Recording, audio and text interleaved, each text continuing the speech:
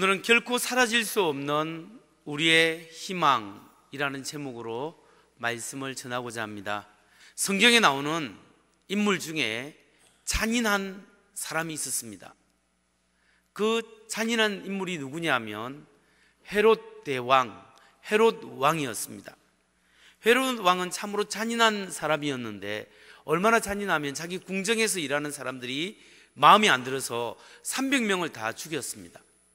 뿐만 아니라 자기의 아내도 죽이고 자기의 어머니도 죽였습니다. 헤롯 왕이, 성경에 나오는 이 헤롯 왕이 굉장히 잔인한데, 자기의 자녀 아들 3명도 자기의 왕위를 찬탈할 수 있다라는 위험성이 있다라는 것 때문에 3명 다 제거해 버렸습니다. 그 정도로 참 잔인한 왕이었습니다. 헤롯 왕이 베들레헴에 있는 아이들을 학살하는 장면이 오늘 우리가 읽었던 성경의 말씀입니다. 이 헤롯 왕은 마태복음에 나오는 동방 박사들로부터 유대인의 왕으로 나신 이가 어디 계시냐라고 묻고, 그분이 베들레헴에 태어났다라는 사실을 알고 돌아올 때 자기에게 알려달라, 나도 가서 경배하겠다, 이렇게 이야기했지만 사실은 그 유대인의 왕으로 나신 아기 예수를 죽이려고 했는데, 그 동방 박사들이 다른 길로 살짝 갔기 때문에 쏘은 줄 알았습니다.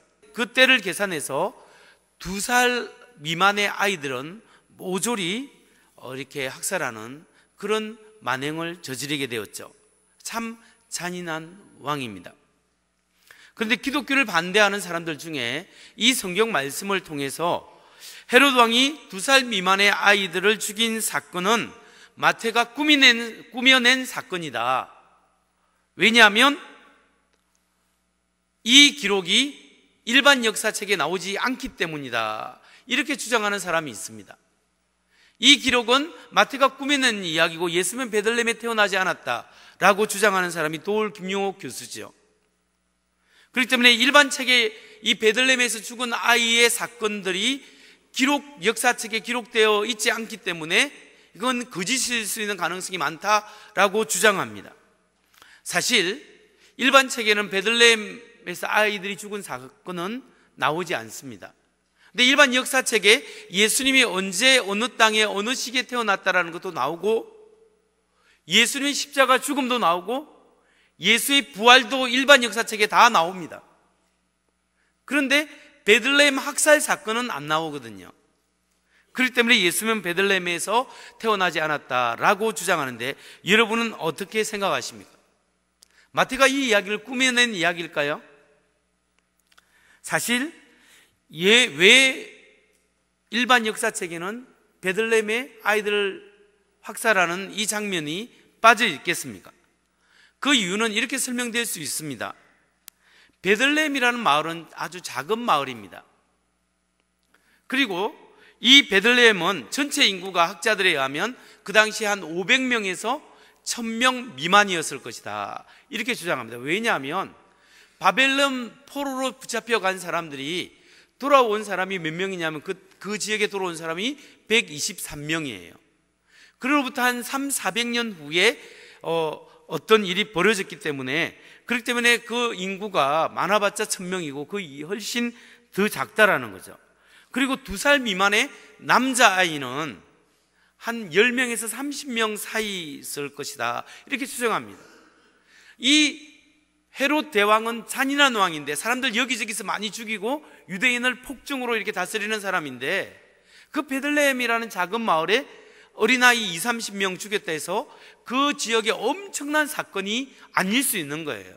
그리고 요즘은 뉴스가 발달해서 여기저기 사건 사고가 보고되지만, 그 당시는 마을에서 소문이 나가려고 하면 한참 걸리기도 하고, 통제하면 그 사실도 모르는 겁니다. 뿐만 아니라 역사가들은 역사적으로 중요한 사건만 기록하는 거지 모든 일어난 사건을 다 기록하는 건 아니잖아요.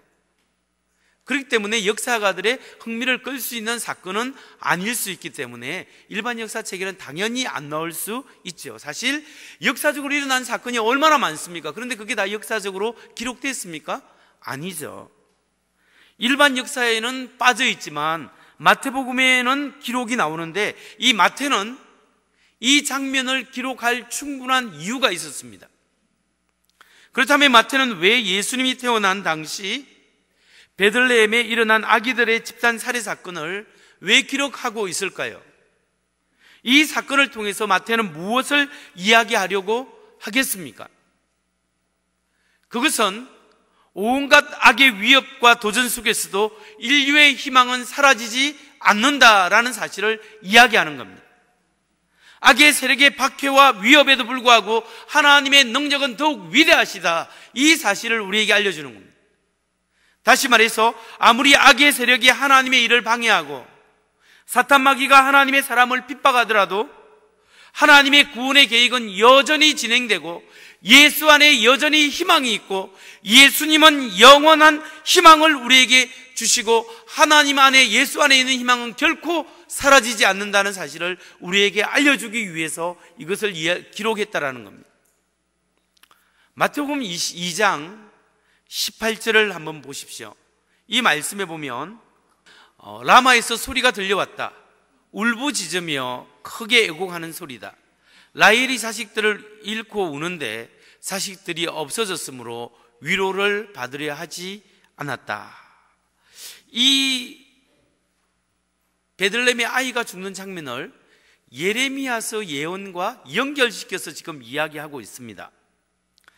여러분, 그러면 마태가 왜 베들레헴에서 아이들이 죽는 이 장면을 예레미야 예언서와 연결시켜서 이야기할까요?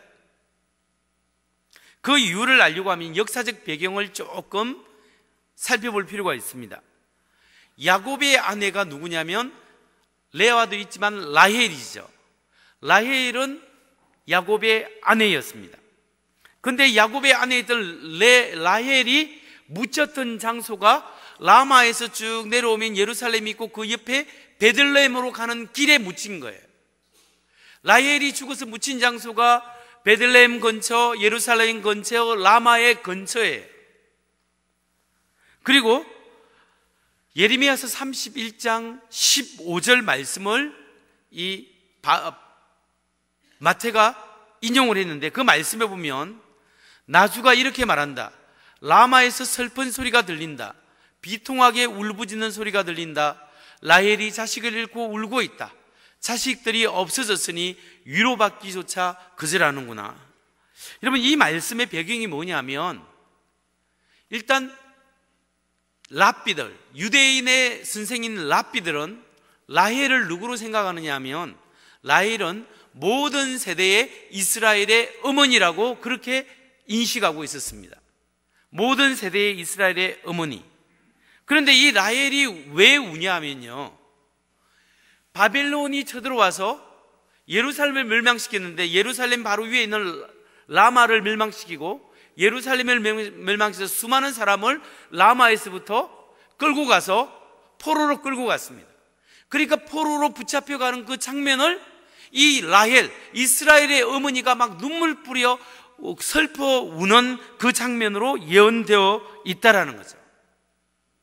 그런데 마태는 지금 베들레헴, 라마 근처에 있는 베들레헴에서 아이들이 죽어가는 그 사건을 마치 바벨론에서 포로로 붙잡혀가고 있는 그 사건과 연결시키면서 이야기하고 있는데 그 이유가 뭐냐면 바벨론의 포로로 붙잡혀가서 라헬이 울고 있는, 이스라엘이 울고 있는 그 장면이나 베들레헴에서 포로로 붙잡혀서 아이들이 많이 죽는 이 장면이 다 악의 세력에 의해서 이루어졌다라는 겁니다. 그래서 바로 이러한 역사적 사건을 통해서 지금 마태가 말하고자 하는 것이 무엇일까요? 그것은 아무리 악의 세력이 하나님의 백성과 하나님의 구원의 계획을 방해한다 할지라도 하나님의 위대한 능력은 그 방해를 뚫고 구원의 계획은 계속 진행될 수 있다라는 사실입니다. 메시아이신 예수님을 통해서 죄악으로부터 우리를 구원하시고자 하는 하나님의 계획은 변함없이 아무리 악이 도전하고 방해하고 죽이려고 하고 포로로 끌려가고 예수님을 찾아 죽이려고 하더라도 하나님의 구원의 계획은 계속적으로 이루어져 가고 악의 세력을 능가하는 예수 안에 희망이 있고 소망이 있다, 이 사실을 우리에게 알려주기 위해서 지금 이 말씀을 인용하고 있는 겁니다. 그렇기 때문에 마태가 예레미야서 31장 15절을 인용했지만 15절 이후에 16절, 17절에 이 말씀이 명확하게 드러나는 게 있습니다. 예레미야 31장 15절 보면 나주가 이렇게 말한다. 라마에서 슬픈 소리가 들린다. 비통하게 울부짖는 소리가 들린다. 라헬이 자식을 잃고 울고 있다. 자식들이 없어졌으니 위로받기조차 거절하는구나. 그러면서 16절 나 주가 이렇게 말한다. 이제는 울음소리도 그치고 내 눈에서 눈물도 거두어라. 내가 수고한 보람이 있어서 내 아들들이 적국에서 돌아온다. 나 주의 말이다. 너희의 앞날에는 희망이 있다. 내 아들, 딸들이 고향 땅으로 돌아온다. 나 주의 말이다.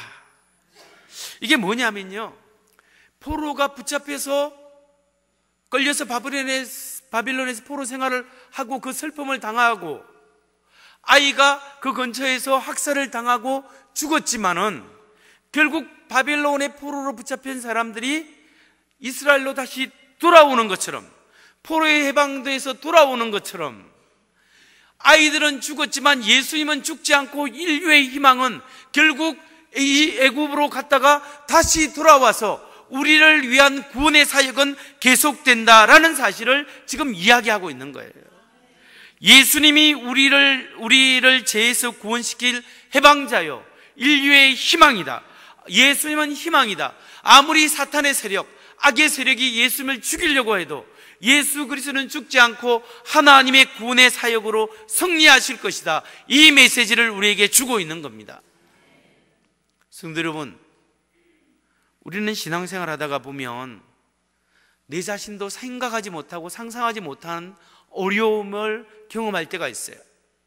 내가 예수님을 구주로 믿고 내가 신실하게 하나님의 은혜를 붙잡고 믿음으로 살아가는데 왜 주님 나에게 이런 어려움을 주십니까? 하나님, 내가 이렇게 열심히 기도했는데 왜 이 기도대로 한 대로 이루어지지 않고 엉뚱한 일이 펑펑 터져서 내가 이런 시련과 어려움을 당하고 있습니까? 이런 질문을 할 때가 종종 있습니다. 여러분, 분명히 이 세상에는 악의 세력이 있습니다. 이 세상은 하나님이 원래 의도한 세상이 아닙니다. 타락한 세상입니다. 아담과 하와의 타락 이후에 하나님과의 관계가 파괴되었고 이 세상의 질서가 파괴되었고 악의 세력이 아직까지 판치도록 하나님이 허용하고 있습니다. 언젠가는 하나님이 악의 세력을 멸하실 것입니다. 그럼에도 불구하고 현재 사탄마귀의 세력이 우리를 넘어뜨리게 하고 이 사회 구조가 악하고, 그렇기 때문에 우리가 어려움을, 하나님의 사람도 어려움을 당할 수 있다라는 겁니다. 심지어 하나님이신 아기 예수가, 사탄마귀가 헤롯 왕을 통하여 예수를 죽이고자 했습니다. 하나님의 아들이신 그분도 죽음의 위협을 당하고 어려움을 당했습니다. 결국 예수님은 그 위험 속에서 살았지만 결국은 예수님은 십자가에 못 박혀 죽었습니다. 사탄마귀가 승리하고 악이 승리하는 것 같이 보입니다. 그러나 우리에게는 희망이 있습니다. 왜냐하면 예수님은 죽음을 이기시고 부활하시기 때문입니다. 예수님은 사탄마귀가 승리한 것 같지만 하나님이 승리하셨습니다. 왜냐하면 하나님은 창조의 주님이시기 때문에 죽음을 이기시고 살아나신 겁니다. 그렇기 때문에 우리에게 희망이 있습니다. 이 예수를 믿는 사람에게는 최후의 승리가 있다는 것을 믿으시기 바랍니다. 여러분, 위협과 고통과 죽이려고 하는 음모가 우리 속에 있었지만 예수님이 죽음을 이기시고 부활하시고 승리하신 것처럼 우리가 아무리 힘들고 어려워도 부활하신 예수 그리스도를 나의 주로 믿고 그분을 붙잡고 그분과 함께 살아가는 사람에게는 영원한 승리, 예수 안에 소망이 있다는 것을 우리가 믿어야 합니다. 혹시 여러분 중에 너무나 힘든 어려운 환경에 지쳐 있는 분이 계십니까? 어느 분은 가족 관계 때문에, 인간 관계 때문에 너무나 힘들어서 나를 왜 이 사람이 이렇게 힘들게 하는가, 이것 때문에 가슴 아파하는 분 계십니까? 어떤 분은 문제와 문제 속에서 걱정하고 근심하고 괴로워하고 육체적 질병 때문에 환경 때문에, 경제적 문제 때문에 어려워하는 분 계십니까? 살아계신 주님 바라보시기 바랍니다. 그분은 부활하시고 살아계셔서 오늘 하나님의 영으로 우리 안에 오시고 통치하고 계십니다.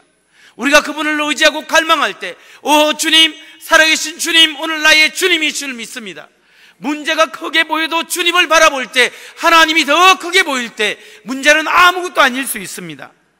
그렇기 때문에 우리는 그 어려움 가운데 주님 바라볼 때 승리할 수 있는 거예요.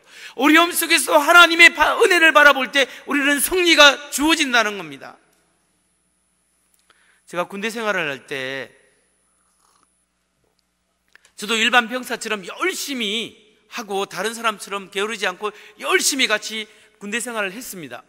그런데 저는 유독 고참한테 많이 맞았습니다. 왜 맞았냐면 이유는 단 하나, 내가 예수 믿는 사람, 신학대학 다니고 와서 예수 믿는다는 이유 때문에, 교회에 가지 말았는데 간다는 것 때문에 제가 많이 맞았습니다. 그리고 저희 부대가 특별한 임무를 떴기 때문에 굉장히 힘들었습니다. 그래서 그 어려움 속에서 제가 성경을 묵상하고 성경을 보는데 어느 날 욥기서 23장 10절이 눈에 확 들어왔습니다. 욥기서 23장 10절, 그러나 내가 가는 길을 그가 아시나니 그가 나를 단련하신 외에는 내가 정금같이 숨금같이 나오리라. 나의 가는 길을 그가 아시나니 그가 나를 단련하신 외에는 내가 정금같이 나오리라. 이 말씀이 탁 들어오는 순간 너무나 은혜가 되는 거예요. 왜냐하면 이 욥기서의 주제가 뭐냐면 의인의 고난이잖아요. 하나님을 잘 믿는 사람이 왜 어려움을 당해야 합니까? 이 주제인데, 내가 하나님 잘 믿고 군대 생활 잘하려고 하는데 왜 내가 어려움을 당해야 합니까? 똑같은 주제더라고요. 그런데 문제는 저희 부대가 백골 부대 23년대 10중대예요. 욥기서 군대 생활 같이 어려운 거. 그런데 23년대 10중대 23장 10절 똑같이 이 말씀이 딱 눈에 들어오는 거예요. 그래서 이 말씀에 딱 보면 나의 가는 길을 그가 아시나니 그가 나를 단련하신 후에는 내가 정금같이 순금같이 나오리라. 이 말씀이 깨달아지는데 눈물이 나면서 하나님이 나의 가는 길을 알고 계시는구나. 하나님이 나의 형편을 알고 계시구나. 하나님이 내가 지금 애쓰는 것을 알고 있구나. 내가 지금 이 어려움을 견디고 잘 단련돼 나가면 하나님 앞에 정금같이 보석처럼 빛날 수 있는 존재가 되어 나가겠구나. 이 믿음이 확 들어오는 거예요. 너무너무 내가 위로를 받고 하나님께서 여기에 함께 하시는구나, 위로가 된 거예요.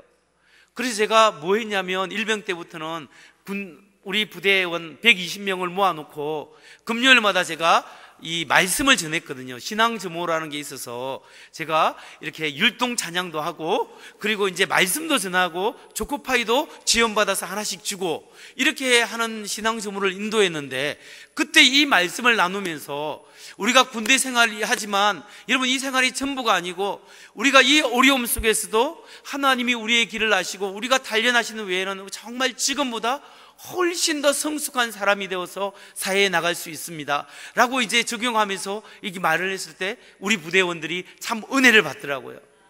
그뿐만 아니라 제게도 큰 위로가 되었습니다. 여러분, 세상 어디에도 희망이 없을 수 있습니다. 우리가 그렇게 믿음 생활 잘해도 어려움을 경험할 수 있습니다. 내가 이거 형편만 조금 좋아지면 내가 만족할 텐데, 내가 이번 고비만 넘기고 이것만 해결되면 내가 기쁨이 누릴 텐데, 그러나 그렇지 않지 않습니까? 한 고비 넘기면 또 다른 문제가 오고, 한 파도를 건너면 또 다른 파도가 우리에게 밀려오지 않습니까? 우리의 희망은, 우리의 궁극적인 희망은 예수 안에 있습니다. 살아계신 예수 그리스도를 의지하는 사람, 우리가 형편이 어떠할지라도 오직 예수님 붙잡고 나아가면 우리가 승리할 수 있습니다. 왜냐하면 예수님도 모든 위협과 헤롯 대왕의 위협과 사람들의 위협 때문에 결국은 예수님은 피했지만 나중에는 십자가에 죽으셨습니다. 그러나 예수님은 죽고 끝나는 것이 아니라 부활하시고 살아서 오늘 성령을 통하여 우리 안에 역사하시기 때문에 우리는 예수 안에 희망이 있고 예수 안에 안식을 누릴 수 있는 겁니다. 여러분, 자신의 삶이 어렵더라도 그 속에서 주님 안에 희망이 있습니다. 주님의 믿음으로 내가 살아갑니다. 하나님 은혜 가운데 믿음으로 승리하길 원합니다. 주님 인도하여 주옵소서. 주 예수 안에 승리가 있습니다. 선포하고 선포하는 사람은 믿음대로 되는 줄 믿으시기 바랍니다. 여러분, 우리가 믿는 하나님은 선하신 하나님이에요. 좋으신 하나님이에요. 그 하나님 자체가 기쁨이요 평안이고 희망입니다. 그렇기 때문에 우리가 희망된 예수님, 기쁨의 근원 되신 하나님, 그 하나님을 묵상하고 그 하나님을 생각하고 항상 기뻐하는 겁니다. 여러분, 우리가 어떻게 항상 기뻐할 수 있어요? 항상 좋은 일 생길 수 있습니까? 그렇지 않습니다. 그럼에도 불구하고 우리가 왜 기뻐합니까? 하나님 때문에 기뻐하는 거예요. 하나님 때문에 사는 거예요. 여러분, 우리는 긍정의 힘을 믿지 않습니다. 우리는 긍정의 힘을 믿는 것이 아니라 하나님을 믿습니다. 하나님 때문에 긍정할 수 있는 거고 하나님 때문에 기뻐할 수 있는 거예요. 우리가 이렇게 기뻐하고 이렇게 즐거워하면 내 마음이 바뀌기 시작합니다. 내 영혼이 바뀌기 시작합니다. 그때 우리는 환경마저도 변화되는 은혜를 경험할 수 있는 거예요. 여러분, 제일 불쌍한 사람이 누군지 아세요? 환경도 안 좋고 가진 것도 없고 힘도 들고 어려운데 마음마저 부정적인 사람이에요. 그러면 희망이 없는 거예요. 나를 바라보고 문제를 바라보니 희망이 없어요. 우리는 여기서 끝날 수 있어요. 그러나 우리는 나를 바라보지 않고 주님을 바라보는 거예요. 문제를 바라보지 않고 하나님을 바라보는 거예요. 하나님이 나와 함께 하시기 때문에 내가 믿음으로 소망이 있습니다. 주님 안에 소망이 있습니다. 하나님 안에서 해결될 줄 믿습니다. 주님이 역사하시면 됩니다. 하나님 때문에 됩니다. 이걸 자꾸 선포하는 거예요. 여러분, 이것은 저희 경험이고 저희 신앙 고백입니다. 저희 수많은 어려운 고비 때마다 하나님 때문에 됩니다. 하나님 인도할 줄 믿습니다. 주님 역사하여 주옵소서. 믿음으로 선포하고 믿음으로 고백하고 믿음으로 나아가니까 하나님이 열어주시고 인도하시고 이끌으시는 놀라운 은혜들을 경험하게 되는 거죠. 때로는 믿음으로 나아가도요 안 되는 경우도 있어요. 그래서 절망할 때도 있죠. 그래서 하나님 앞에 또 무릎 꿇고 기도할 때가 많았습니다. 그런데 중요한 것은 끝끝내 하나님께서는 절망적인 순간에서도 일으켜 세워주시는 거예요. 헤롯 대왕이 군사들을 데려와서 그 마을을 점령해서 아이들을 다 죽이면 끝나는 줄 알았는데 하나님은 미리 피할 길을 주셨다라는 사실입니다. 말씀을 정리합니다. 성도 여러분, 우리가 무엇을 선택하는가가 참 중요합니다. 환경이 어렵고 여건이 어려워도 예수님 안에 있는 소망을 바라봐야 합니다. 우리 크리스찬들이 누굽니까? 그리스도인이란 누구입니까? 예수 그리스도가 나의 삶의 주인이요 나의 하나님이십니다. 이 세상에 여러 것이 다 중요하지만 주님이 제일입니다. 고백한 사람이 그리스도인이지 않습니까? 우리는 그리스도께 헌신된 사람입니다. 그렇기 때문에 우리가 그리스도 안에서 주님 바라보고 하나님 바라보고 예수님 바라볼 때 변화시키는 주님의 능력을 경험할 수 있습니다. 왜냐하면 그분은 살아서 나의 주님이시고 나의 가장 귀한 분이시고 내 안에서 역사하시는 분이기 때문에 오늘 주님 바라보시기 바랍니다. 그러면 내 마음이 바뀝니다. 영혼이 바뀝니다. 환경이 바뀝니다. 여러분의 가정이 변화되는 것을 경험하시기 바랍니다.